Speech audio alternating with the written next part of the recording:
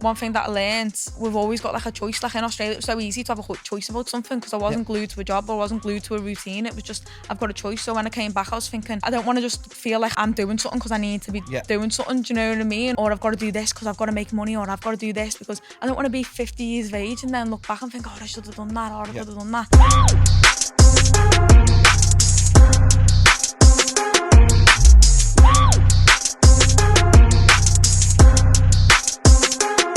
Commonwealth, you're watching the What's Happening podcast. I'm joined by Chloe Watson, pro boxer. Chloe, thanks for coming. No worries, thanks for having me. Chloe, tell us a little bit about yourself. How old are you? And where are you from? I'm 21, from Birkenhead. Hey.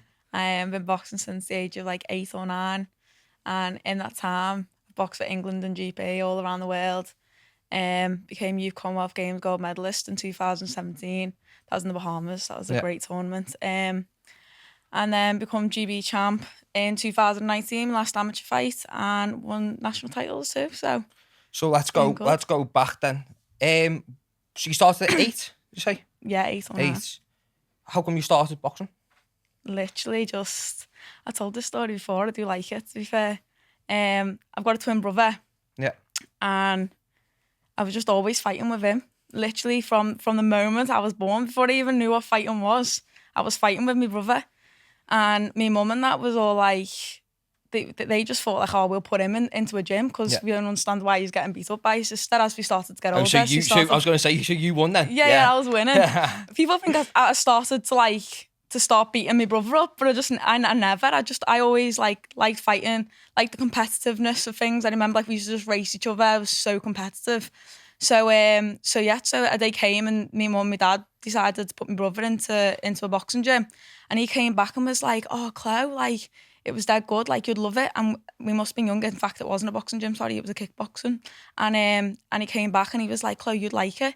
So I asked my dad when he come to pick my brother up the next week to take him. I said, can I go? And he looked at me, but I remember like the day like it was yesterday, and honest to God, I must have been about 6 at this point because this is before I started boxing.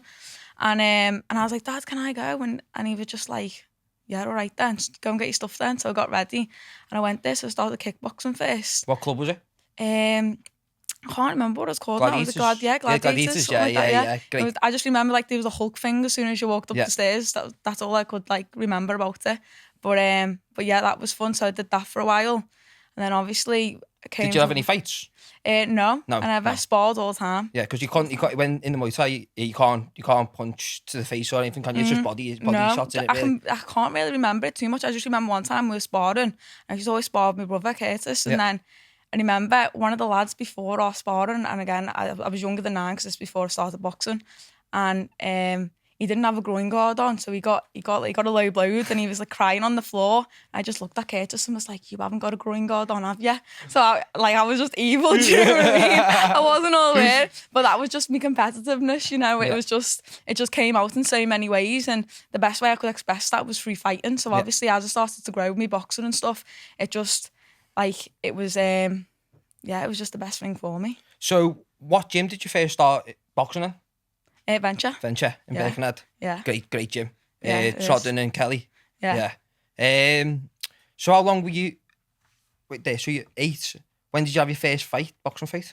So it was hard to get my first boxing fight. I had my first boxing fight when I was 11, but because obviously you're female as well, so there wasn't many. There mustn't have been many fighters, but like no. When I first went into the gym, as soon as I first went in, I was thinking, "This is me. Like I love this." Yeah. And even being like, there was no girls in there, but that didn't make me feel uncomfortable. Like, even the primary school that I went to, St. Lawrence's, just before it shut down, that had no girls in there. So I was like the only girl, like, in the class. Yeah. So I've been used to being like the only girl. Like, I just feel like everything in life's like prepared me for like the moments that have came. Because I went in there and now looking back, I'm like, how come I didn't feel uncomfortable? And I'm thinking, oh, maybe it was because of that, I don't know, but I just get on with it. But no, I didn't feel uncomfortable being the only girl in the gym. And I didn't realise that even though there was no girls there, I didn't realise that girls boxing wasn't exactly out there as a thing until I actually came up to Sean and I was like, oh, I want to fight, this and that.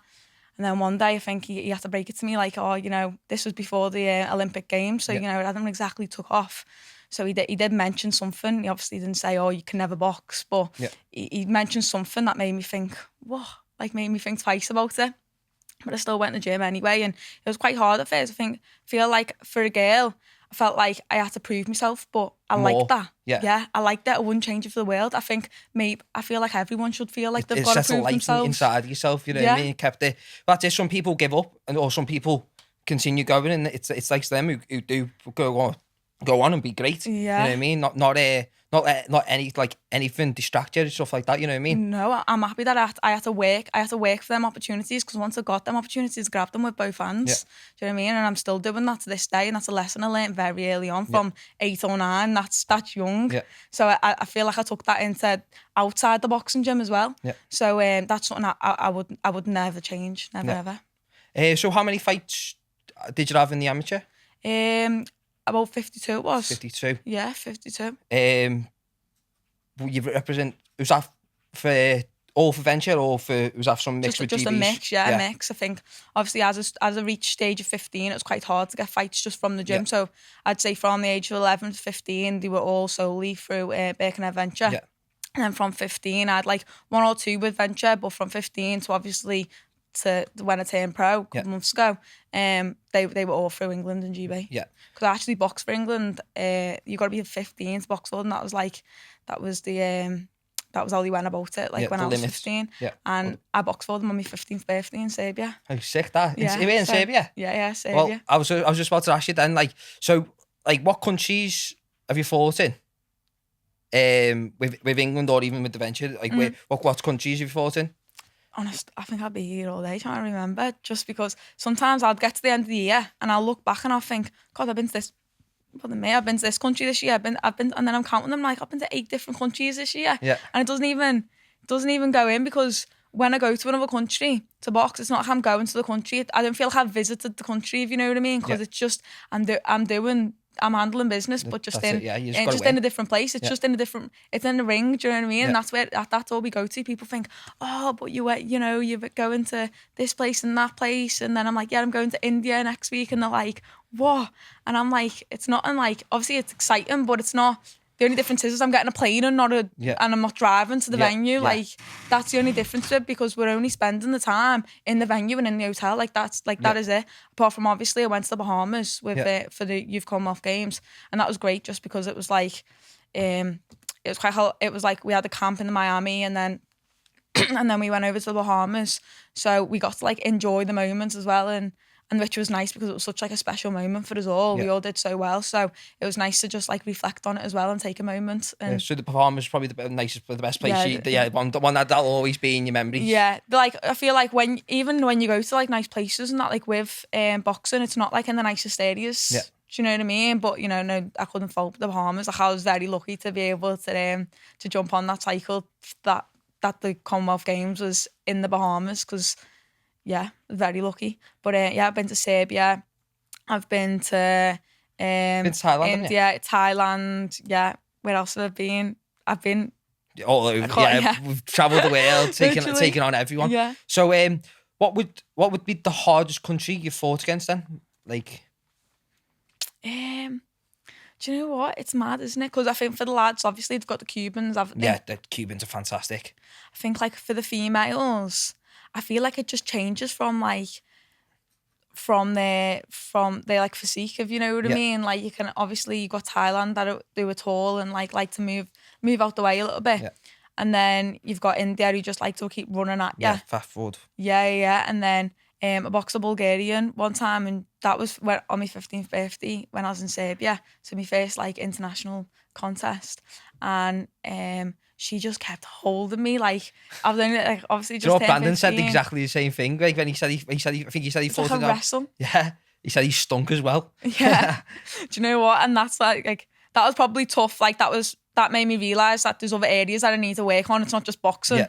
Do you know what I mean? Which is good. And obviously from the age of 15, I've been working on that, because being in the clinches and stuff like that. Yeah, and that just shown a light on like other stuff that I need to work on in the international game. So that was a tough one, and I feel like every fight is tough, isn't it? In different ways. I think it's about having a mentality to pull every fighter's got a different style. That's the thing as well. Not every fighter fights the same. Everyone's got a different style. Even if you're boxing someone that you're doing well, you still got to be be strong mentally. Yeah, you got to be cautious in the back of the head because it could just take Wilder. Look at like Wilder. You've in my eyes, in Wilder, you've got to win every second of the fight. He only has to win 2 seconds of the fight and he'll knock you out. You get what I'm saying? It only takes 1 point for Wilder to end the fight. You can win the whole fight. Look, you've seen in the Wilder Fury, the first one, Fury annihilating, and then in the last round he got it. Obviously he got up, but he could have easily just knocked him out, and then that fight's completely different story, isn't it? You know what I mean? Yourself, that changes everything then, doesn't it? Does it changes everything? So it's important to stay switched on, So you're saying you represented GB. How for the people who don't know, I do know, but for the people who don't know, how do you get called up for the GB? So for me, actually, I was only 17 at the time, so I wasn't actually a senior yet. I was still youth. What happened was they did like an emerging talent. They used to do these emerging talent because I'd just turned youth. I used to see people going up to them and I didn't exactly understand them. All I knew was that you just got to go up there and train, and nothing ever came out of it. Yeah. But this one, it was based as like an emerging talent kind of camp. But there was a bit of a twist to it. I know it was different, but I didn't understand the difference because I was just going with the flow, and I was just doing my thing, sparring and that. No matter what, I'll put me all into it anyway, no matter who's around or what's happening. Yeah. So that's what I did anyway. Ended up just got called up to this camp. And I remember then they pulled us into the office and they gave us a little meeting and they were like, well, from this is actually they're opening a new, what was it? It was GB, what's it called? Development squad. That's what they do. We're just putting this development squad in for like the females. So what they did is they grab girls in, and they were looking to select people to go onto this GB development squad. Yeah. But then they were like, if we think you're really good, we can go on to the podium potential, and then you can go on to the podium. And I was thinking, but I'm only 17 here, so I remember I threw my hand up and I was like, well, what if you're like underage? Like, is there still a chance that you can get put up to the podium potential? Because I wanted to be on the squad that, do you know what I mean? That's already there. And they said, yeah, it'll be hard, but like if we see something in you, like, think there's a chance. I thought, yeah, it is right then, sound. And then a couple of weeks later, I got an email saying that I'd been selected for the podium potential squad. So that meant obviously I'd passed the development squad. Yeah, which was what the actual assessment was for. So that was a bit of a mad one for me because that was just coming in. I just took, like I've said before, about taking every opportunity with both hands, grabbing it. So I felt like that's what I did well there as well. So that's how my story came across. Yeah. Because obviously I was young, so they would have seen me fight and stuff like that, but they wouldn't have looked at me and thought, oh, like, where's she at in terms of coming up? Until you went to there. Yeah, until I went to there because I was only 17. And showed your skill sets. Yeah, exactly. As soon as you seen it. Because I had like a similar story with Annie Joshua. The GB came into the gym and it sounded like a bat was getting hit against the bags. Yeah. And next thing you know, they turned around and it's just Anthony Joshua just hitting the bags. And as soon as they turned around, they were like, we need him, sort of thing. And so when you go and represent England or GB, because it was obviously you represented England first, was it? Before you represented GB. So you haven't got Trodden and Kelly in your corner, have you? No. What's it like being like, so like you're obviously you've been used to having them two in your corner for like however many fights, say 20 fights or whatever, and then you've got a completely different person in your corner who doesn't really know you as well as they do. Yeah. That's it. What, like, is it harder? Like, what's it like? Do you know what? Like, just pushes you out your comfort zone, and I think that's what boxing's all about. I think it's important not to get too comfortable or set in your ways because everything's changing all the time. So I know I remember that because Danny was in my corner all the time, and I loved him in my corner. Do you know, you create that relationship with your coach that like whatever they say, you do. Yeah. Because that's as simple as that. The thing is though, like this is what like they are literally they're seeing what you're not seeing. But even in the gym, so when you're training, you're not seeing like your footwork as much as you know, but they're seeing all you. So they know where, and that's the thing that's always like baffled me. Like why, like the GB, like I do understand because they've got like they're different standards than the GB coaching and stuff like that. But they don't really know you as 100% as they do. Whereas they could say to you, Chloe, you need to move your feet inside out. Do you know what I mean? Like whereas GB don't know you that like that. Do you get what I'm saying? Your style. Well, they might do now. Yeah, what happens is like, so obviously when you start boxing like for England, you just get called up like for camps, you know, so you can start getting used to the coaches. And at the time, back in 2015, the way they work the camps, it's a bit different now, changing every year, you know, because they're getting with the times and they're developing, like the whole team's developing, the coaching team's developing, the boxers are developing, it's growing. Yeah. British boxing is getting up there. So that's a good thing. But in 2015, what they did is they didn't have the funding to be able to go up there every weekend or anything like that. Yeah. So you would go up there for like your assessments. You would go up there from like... In Sheffield? Yeah. So this will be in Sheffield from like Friday to Monday or Saturday till Monday, whatever works best around everyone. Yeah. So you'll go up there, you're training 3 times a day. That's just a chance for you to like get used to the coaches, them to get used to you and just see what's what. So back then we had like one coach for like basically every age group. So you have your junior, youth, and you have your seniors. Yeah. So I was based with one coach, and I got on well with her, and so like we just created that relationship from there really. So then that way it doesn't feel as scary going into this new thing. And like I said, you are outside your comfort zone, but you just got to get used to it, because like then when you progress onto GB, everything's changing again. You're having loads of different coaches in your corner, and at the end of the day, it's you in the gym, it's you in the ring. So it's good to get used to it, because as you say, like you're not going to be with the same trainer all the time, and now you're with a new trainer as well, which we'll get onto very soon, which I'm very happy about that. But we'll talk about your youth Commonwealth. Yeah. So how old was you when you competed in the youth Commonwealth? 17. 17. Yeah. And you won gold, didn't you? Yeah. Smashed it. Wait, that was the one you were saying about doing the Bahamas? Yeah, that was in the Bahamas. I heard some. Did you do some with the Olympics? No, I was in the on the Olympic team, wasn't I? But that was just before that I was speaking before, you know, about how I got onto the GB team. Yeah. So that happened like literally just like 3 months before I ended up flying out to the Bahamas. Yeah. So I was kind of representing both, because I was boxing for GB at this time, but I was under the wings of England, because I was still youth. So you haven't been to the Olympics, have you, Close? No. Why didn't you go for it? Just wasn't meant to be. Just when it came to it. Obviously last year I ended up going travelling, didn't I? But that, you know, them choices just came to where I was at, and I just sat down with myself and just seeing what's what really. Like I can either keep going and go for another 4 years, or I can just take a year out. And I just thought in my head, you know, I'm not going to forget how to box, because like I said, I've been doing it since I was 8 or 9. Yeah. So if I forget how to box in a year, I shouldn't be doing it. Yeah. Do you know what I mean? Like it's engraved in me now. Like I am that person. Like that person's me. I am like, everyone knows me as Chloe, like the boxer, but that's because I know myself as Chloe the boxer. Yeah. I didn't really know anything else. So I was a bit like, it wasn't necessarily a year, but I'm gonna fly out to Australia. Well, just before we go on to the little gap here, which you want to talk about, is what I used to love, like when you said there, like people know me like as Chloe the boxer. Like years ago, I remember your face was on the back of a bus, like buses that go around, and they was like you were on, your face was on buses like around ours. Like, do you not remember that? No.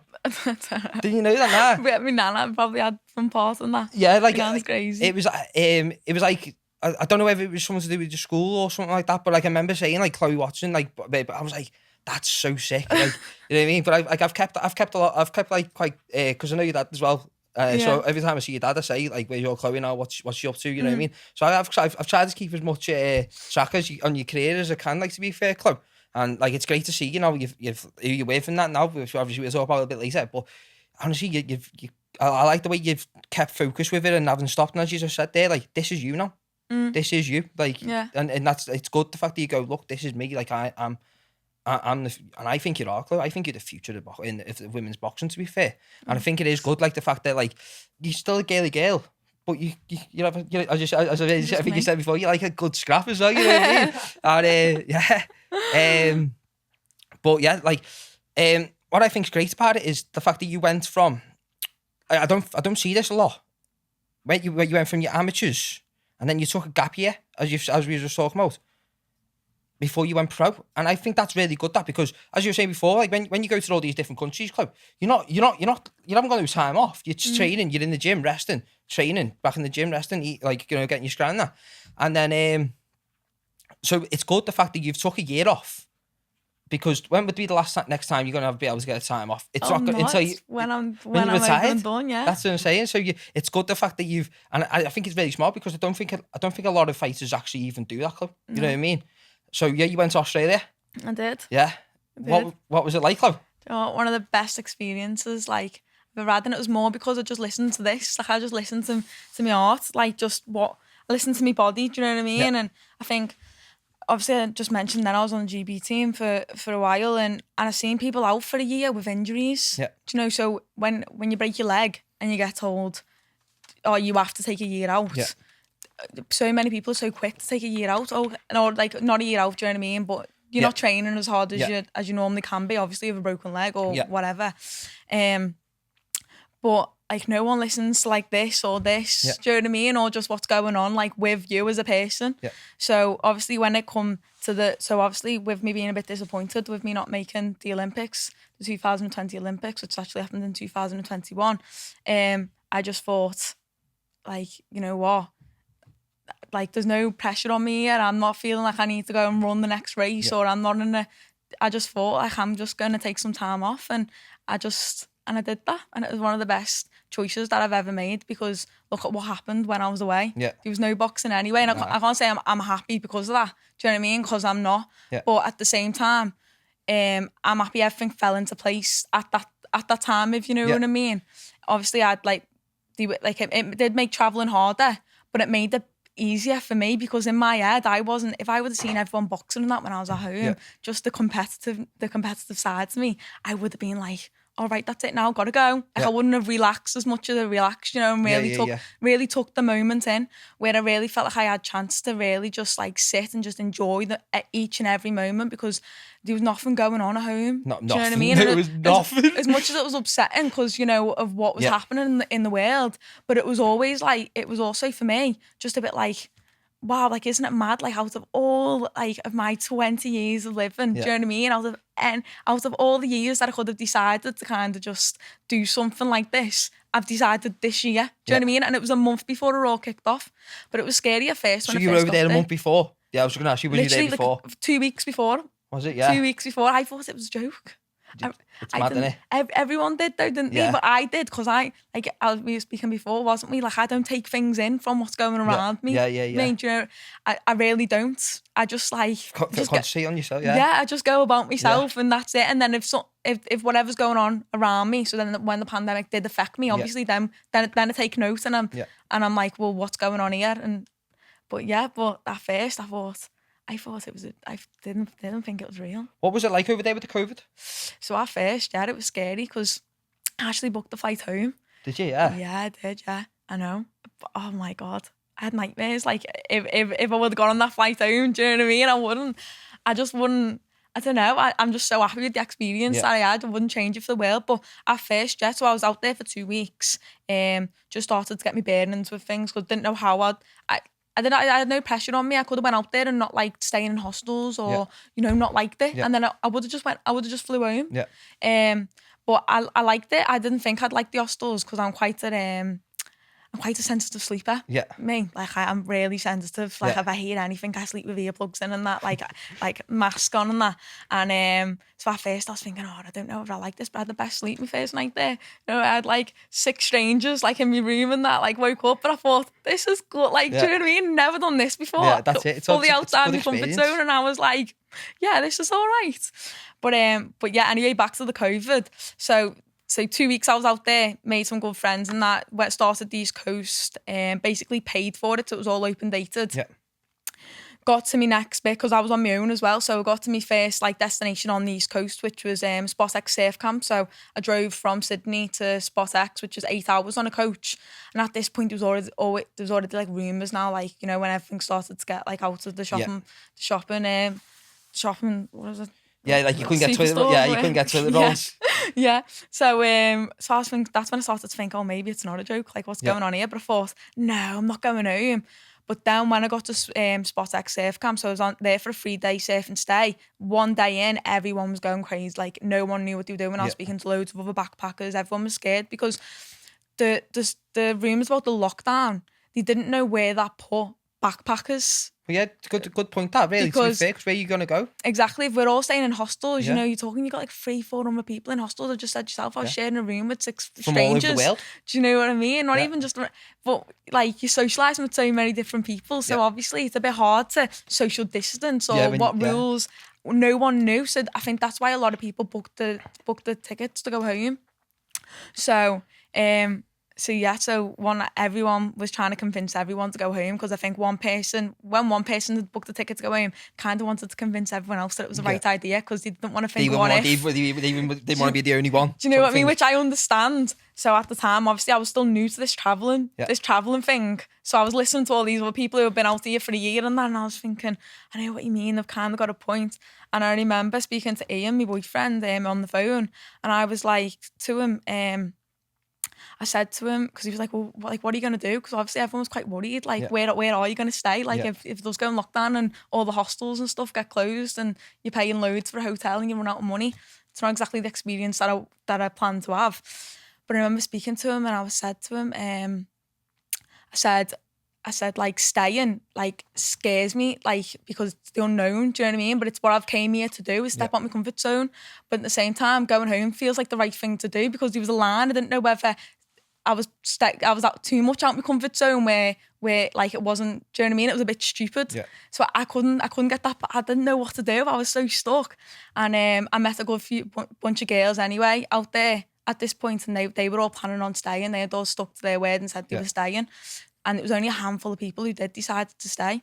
But I kind of folded and ended up booking a flight home, and then it got cancelled. So I was like, she had to stay over there? I was on the phone and that to my family, and so I did have a choice of just going. I spoke to another girl who I met already in Sydney. Yeah. And she was from Liverpool, so she said, Claire, I'm just gonna go to Sydney Airport because everyone was going crazy. I'm just gonna go to Sydney Airport and just jump on a flight. And I spoke to people back home and that, and he said, Claire, if you want to do that, then you can do that. And I thought, but the money that I would have spent on flights, it was too good. Like the cheapest flight was going for $2,000 now because of what was going on.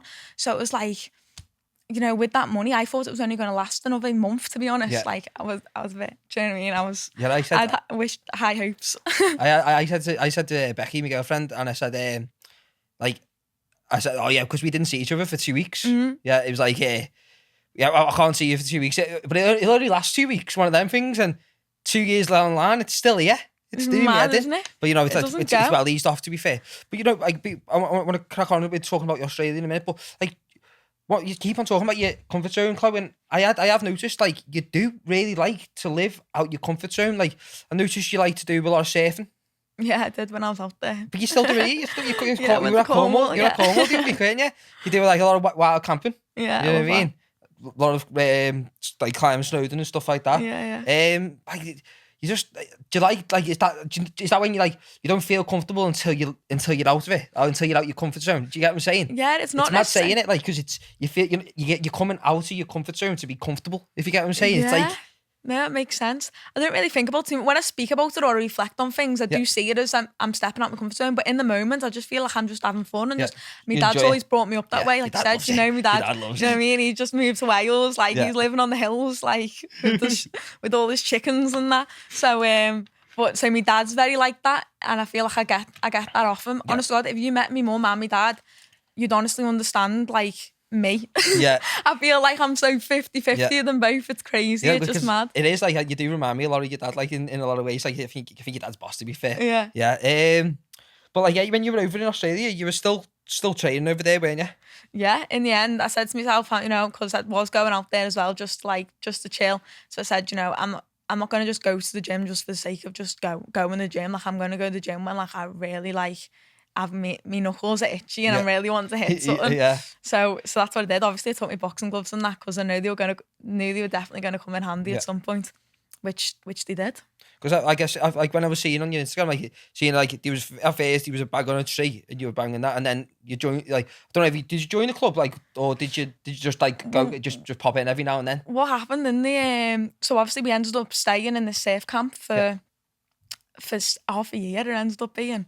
But at the time when I first started to get to know people and the people that work there and stuff like that, I ended up actually working there too. And I got speaking to the guy who runs it in there, and he was a big boxing fan and stuff like that. And he was like, oh, I'll get a boxing bag for you. I'll put her up on the tray. I'll do this. And they were all dead supportive. They all loved it. So I just feel like everyone loves boxing. So it's easy to get on with anyone. As soon as you say, oh, I'm into a bit of boxing, everyone's like, oh yeah, tell me more. So he was excited. He threw a bag up for me and that. And yeah, I started punching the bag there. Yeah.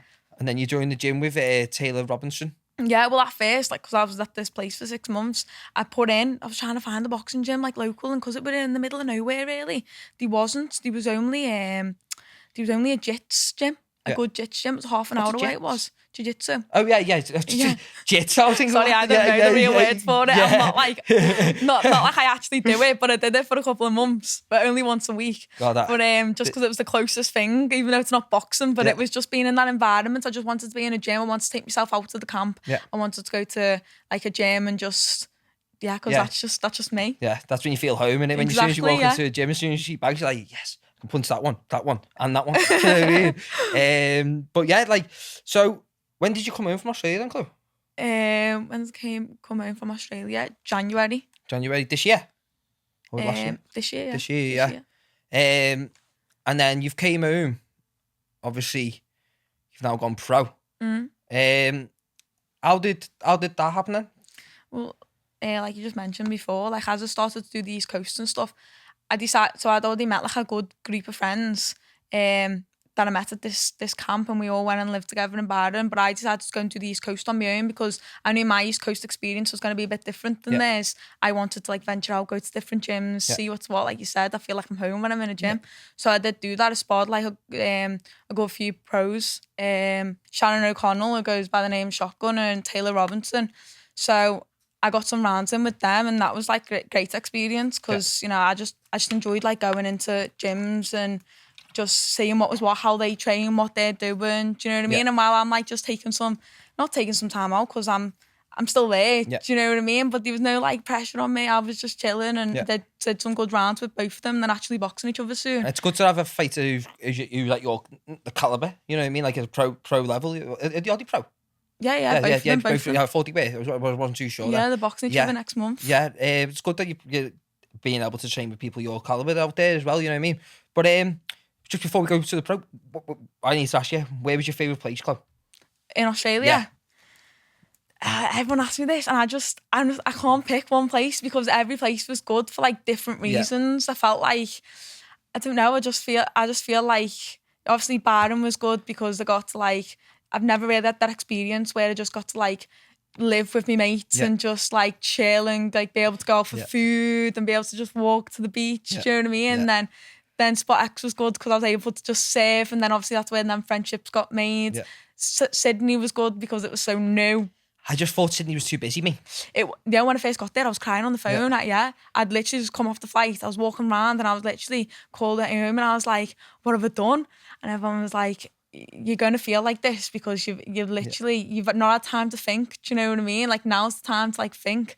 And I thought it's just like Liverpool. If I wanted to, like, I would have just been alone in Liverpool. I could have just got the train over and on a flight to Sydney and leave everyone. But then obviously I had a good sleep. I woke up the next day and I was ready to go. But at the time, like the first weeks, I was there for 2 weeks. The first week I thought, this is just too much like Liverpool. I can't wait to get out of here and go to the beaches and do this. But then once I realised there's so many nice beaches as well, like you've kind of got the city life. But then once you explore, 2 minutes away. Once you explore, there's that like beach and this and that, and it's actually all right once you get your head around it. But first, when you go there, you're like, whoa, no, this isn't what I've came here for. Like, cause that's it. As I said before, my girlfriend, like she lived over there for a year. And basically done what you're doing, backpacking and stuff like that. She lived in the outback for 6 months. But when she said, because obviously she knew Sydney, she lived in Sydney for 2 months or something like that. And so she knew where to be going. So she was like, first day, we need to go to the harbour, we need to go and get the ferry. We're going over to go and see the beaches. And I was like, I think it was Bondi. went to go see Bondi, and I was like, this is paradise. Like, it's mad because like you go over and the ferries are completely different as well. Like, that's how they actually go to work on the ferries and stuff like that. Don't they? Like, people on suits, and I'm like, wow, it's so crazy. People don't get the ferry to Liverpool around ours. But yeah, like it's such a sick place. It is. Yeah. So I guess we're back to go into how did you go pro then, Chloe? So you were training with them 2 people. Oh yeah, you mentioned this before, and then I go to one thing and then don't end up answering it. That was actually my fault, because I actually wanted to mention about like because I forgot that question. Like, I wanted to ask you where the best place was. But yeah. So like, how did you go? Like, so you were training them 2 people, and then you've came back. Is that when or did you organise coming pro when you were in Australia, or when you came back? Honestly, I was just taking it everything as it came. Before I went to Australia, obviously, you know, the female scene, like in the professional world, it was rising. Yeah, hugely. And it was getting there. But then when I was in Australia, I just felt like it just rose that like even more, and I just felt like it was drawing me in. And it wasn't because of I want to do this and I want to do that. It was just like, you know, as well as like winning and getting to the top. Do you know, I also do want to like make a difference and stuff. And when I come back, and I just looked at, like, obviously I was still going to I was just going to train, get myself fit and see what was what first, because obviously that was the first step. Obviously I did a bit of training when I was out there, but I was nowhere near, like, not skill wise, because like I said, I don't feel like I forgot out a bunch. I really never, but fitness and stuff like that, and just like even, you know, training 3 times a day and stuff like that, like that weren't there. Like, you need to sharpen. Exactly. Yeah. Before I could even make them decisions, I wanted to make sure my body was there before my mind was. I can't convince. Do you know what I mean? Yeah. So I just got back into the gym. Really, obviously that was hard through like the whole COVID and stuff like that. Obviously, pros were training, amateurs weren't, and stuff like that. There was nothing really going on. No one really had a clue what was going on. And I just felt like it was the right thing to turn pro at that time. So I started to look at what best options were for me. Started to learn more about the pro game, what was going on. Do you know what I mean? Started to get my head into it as well as my body, and that's what I did from when I came back and when I decided to make that decision. Yeah. Well, Chloe, I just want to throw up a little tweet on the screen. It could be on that one or that one. And to be fair, it really, when I seen it, I was like, this is boss. This, I need to get this up. So we got a little tweet here, right? Congratulations to Chloe Watson on being selected for the ladies England boxing squad. If you look at the year 2014, and now who you trained by, Chloe? Ricky Hatton, yeah.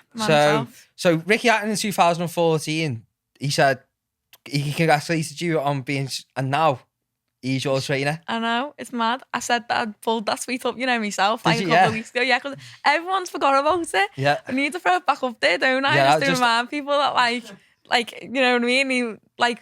He was there then. Yeah, that's like, it's like law of attraction shit. It's like, it's proper it's amazing. It really is amazing. Like, the fact that like he writ that all them years ago and now he's your trainer. So how did that happen? How did you get in with Ricky? So I've got like a close family friend.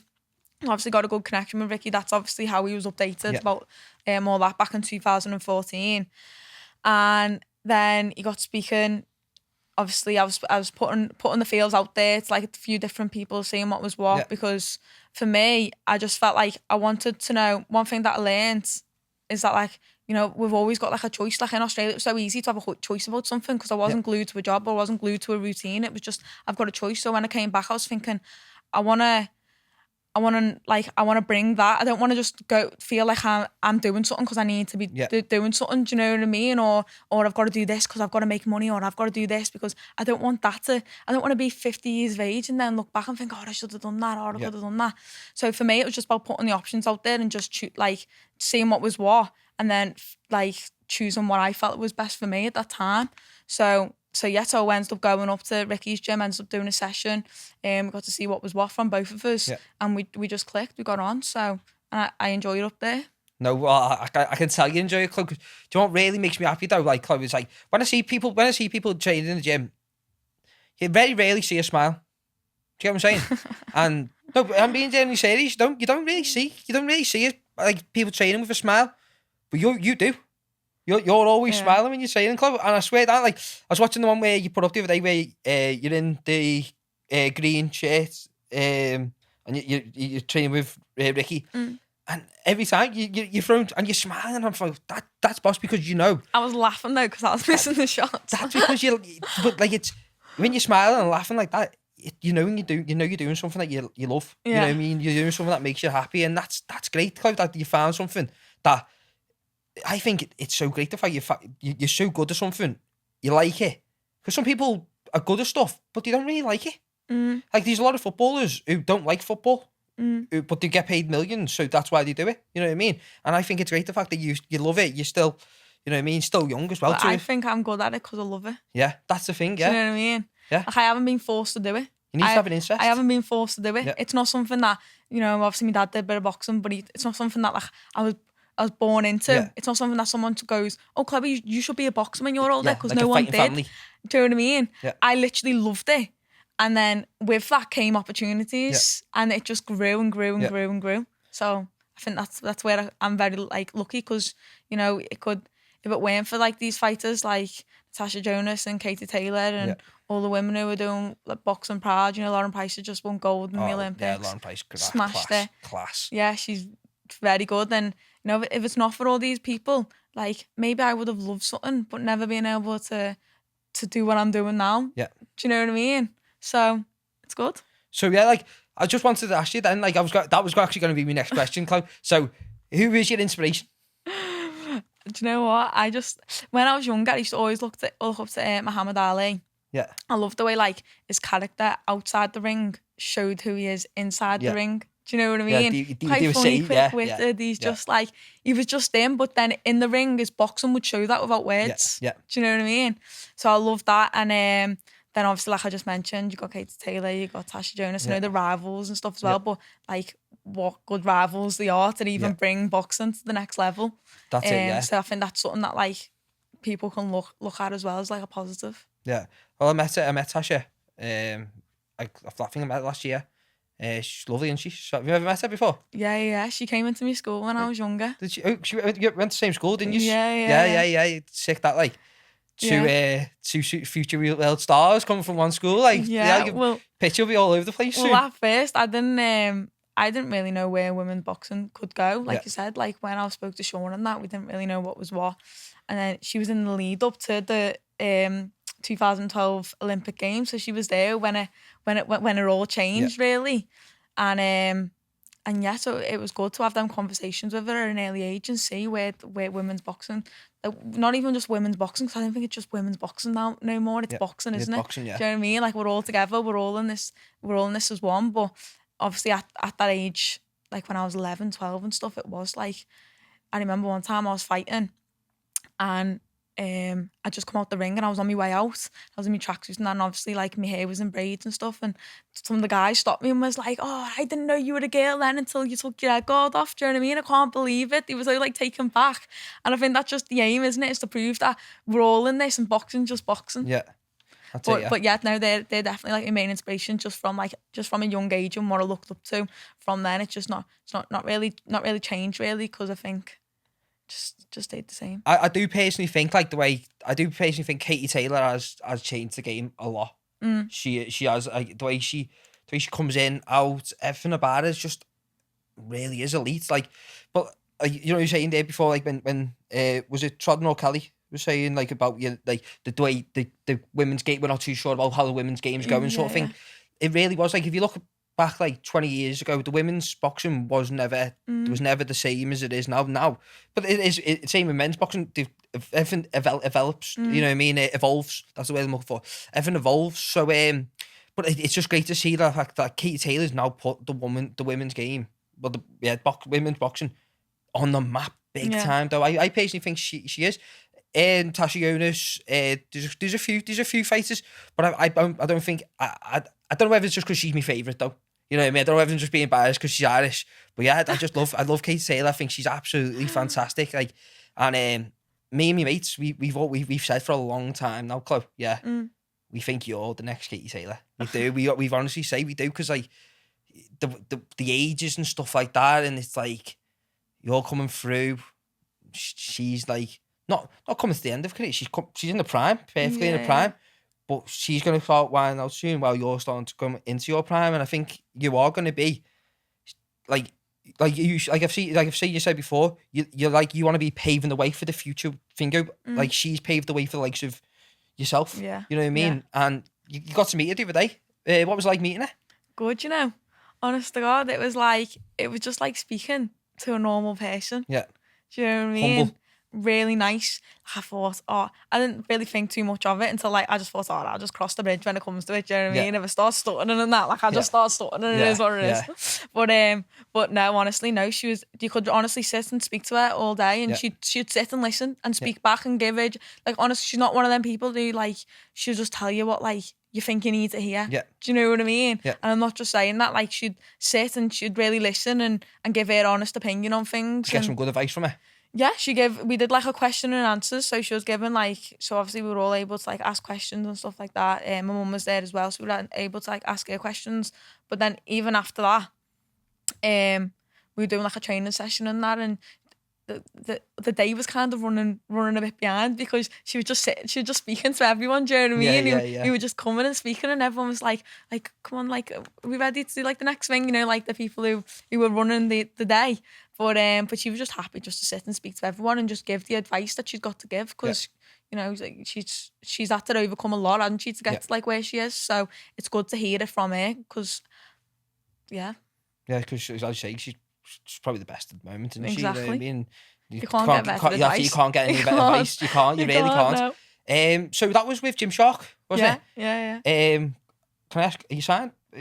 What was that? That was a day event. That was. Yeah. So I think it was just more of just going, just showing your face and just being involved with the day. So that's what it was. Did you get invited down? Did you? Yeah, I got invited down. Sick that. But it was good to be a part. It's good to be a part of it, really. Yeah, it really is. Yeah, because Gymshark only look at the next best. If you look at all the athletes that they've got, they're all elite. You know what I mean? And that's obviously why they must be inviting you down to look. Chloe's the next Katie. You know what I mean? So as I was saying there, about paving the way. So I've seen you say you want to pave the way for the women's boxing. Have you got any advice for any young female boxers who want to come through? Do it. Just do it. Just do it. Just do it. Yeah. Honest to God, that's one of the best advice that I could give. Obviously, you've seen me as well around. I've been doing sessions and that as well with the young ones from when I first come back from Australia, and to see people that are good and they've got the opportunities now. Do you know what I mean? Yeah. It's not the sake of I can't do it because there's too many lads in the gym or I don't feel comfortable because I feel when I go into Birkenhead Adventure to help out and that on Fridays and stuff, it's everyone I like to look at everyone feeling comfortable. Do you know what I mean? And just being able to express themselves through boxing. But and obviously if you do come across anybody you just gotta work. You gotta work your brain to just figure out how to get over them. If you're gonna get over them, round them, under them, whatever. Or smash right through them. But just get past them. You just gotta believe in yourself, really, haven't you? Self-belief's the most important thing. You gotta believe in yourself and get over them barriers. Yeah, it is. It really is. So do we know anything about a debut fight club? We do. We do. Not exactly. Not as much as I'd like to tell you. But I'll definitely be out before the year ends. Yeah, be November, December. Yeah. It's going to be soon. It's just a matter of time, really. Because you just signed with I'm going to probably butcher this name now. Wasserman's. Yeah, thank you very much. Solomon Thank Brothers. you very much. Yeah. All right, I'm here to help. I've got dyslexia so bad, so it's fucking horrible. But so when did you sign with them? So sign with them is obviously in the mix from when I first came back and started to put the feels out there, like I said. I signed with them then July. Got some really good fighters coming through, to be fair. They just signed 3. You're one of them as well, to be fair. 3 very good fighters. And it's exciting times. It is, it really is. They are, I was looking at the video that they've just put up, the one that you're in. I was looking, thinking, Hugh Bank and all these other names, and I'm thinking, do you know what? It's good group. It is good, and you know what? At first, obviously, they were telling me the plans and everything and what's going to happen moving forward. And obviously, I'm still new to this, do you know what I mean? Yeah. So I'm thinking, yeah, okay. But then now it's all happening.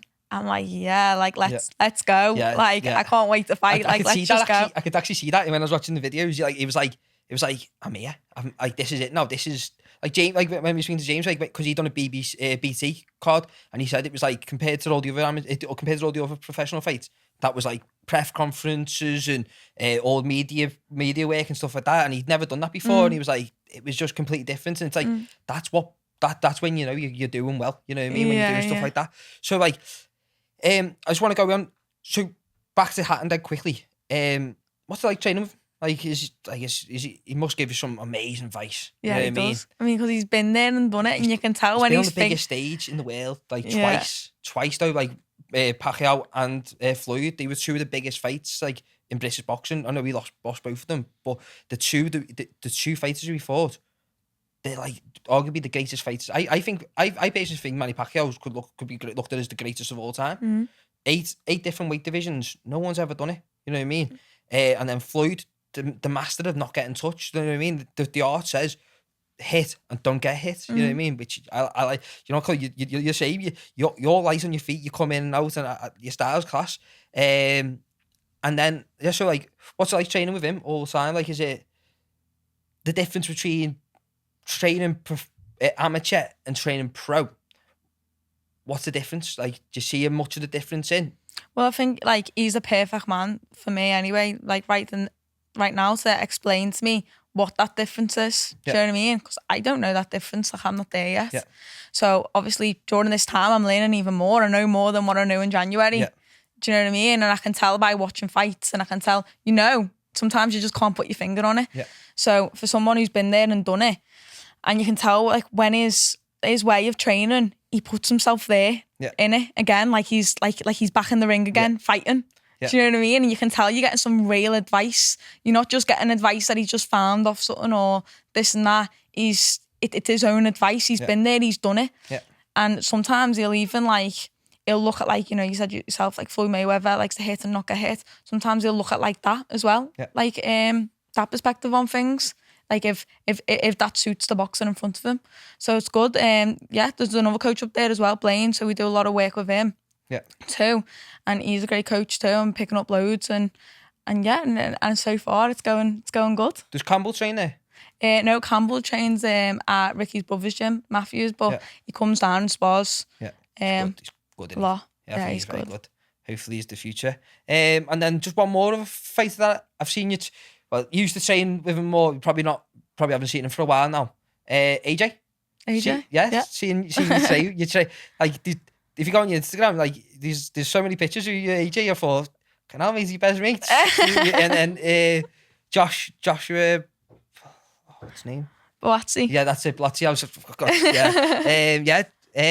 training with them all the time. So what was it like training with AJ before? Was that before he went pro as well, wasn't it? No, that was like, so he was already like really known in that by this time, because this was in 2017, so he'd obviously already won the Olympics, turned over. Because I know it was in Sheffield where it was, so I wasn't too sure if it was like before the Olympics or whatever, but no, it's like even that in itself, like take the fights out of it, is a good experience. Do you know what I mean? It's probably an experience that you'll need as well. Like if you want them to go to the top, like to be around these people who are doing it and on the same journey as you, and obviously they've made that transition. So to see them, and now I look back on it and I'm thinking, oh, what was they doing different to us? Do you know what I mean?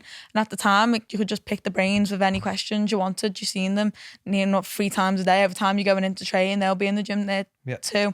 So sometimes like you chat and be like, they'd ask you like, oh, when you're next out, this and that, like what are you working on? So it was good to like get advice from them, and also just see them do their thing as well. Like sometimes you don't even need to speak, you can just watch. Just watch. Yeah. I think this is it. When you just said then, like this goes for anything in life. If you surround yourself with the right people, you'll go so far in life. You know what I mean? Anything that whatever you want to do in life, as long as you surround yourself with people who are in that industry who can mentor you a little bit. Mm-hmm. Everyone needs a little mentor, and like it's. We're all just trying our best, aren't we? Like no matter who we are, whether we're Anthony Joshua or just.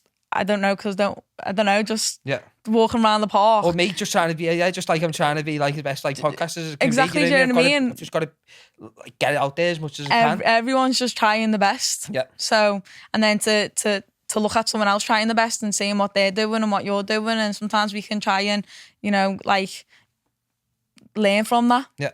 And that's just one thing that like I feel like sometimes we've got to do in life. Yeah. So, thanks for coming on, Chloe. Is there any sponsors you'd like to shout out? Yeah, there sure is. Got my main sponsor, Fireside by Design. Yeah. Grey Fires. And then we've got them alongside Mammoth Plant Hire. We've got UK Stone and Cladding Ltd. And then we've also got Glazed Wall Installations.